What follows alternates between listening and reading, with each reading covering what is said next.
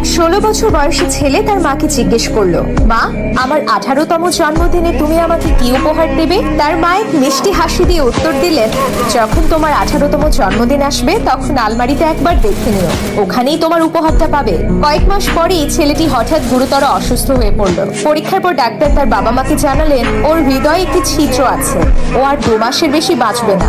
সময় গড়াতে থাকলো, কিন্তু এক অলৌকিক ঘটনা ঘটলো। 2 বছর পর ছেলেটি সম্পূর্ণ সুস্থ হয়ে বাড়ি ফিরলো। তবে তাকে এমন এক কঠিন সত্যের মুখোমুখি হতে হলো যা তার পৃথিবীটাকে ওলট পালট করে দিল। তার মার এই পৃথিবীতে ছিলেন না। তার বুকটা ভেঙে গেল।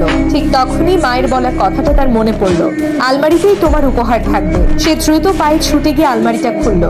ভেতরে একটি সুন্দর উপহারের প্যাকেট রাখা ছিল। কাঁপতে কাঁপতে সে উপহারটা খুললো। ভেতরে একটা চিঠি রাখা ছিল।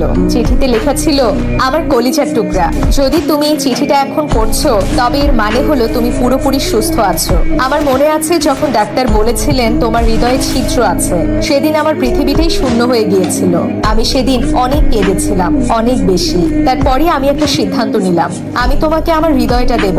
মনে আছে তুমি আমাকে জিজ্ঞেস করেছিলে যে 18তম জন্মদিনে তোমাকে কি উপহার দেব? তো বাবা, আমি তোমাকে আমার হৃদয়টাই দিচ্ছি। এটা সব সময় যত্ন করে রেখো। শুভ জন্মদিন বাবা, তোমার মা। যদি আপনার চোখ দুটো অশ্রুসিক্ত হয়ে যায় তবে মায়ের প্রতি ভালোবাসার নিদর্শন স্বরূপ একটি হার্ট ইমোজি কমেন্ট বক্সে দিন। এটা শুধু একটা গল্প নয়, মায়ের ভালোবাসার এক বিরাট দৃষ্টান্ত। মায়ের মতো আর কেউ হয় না।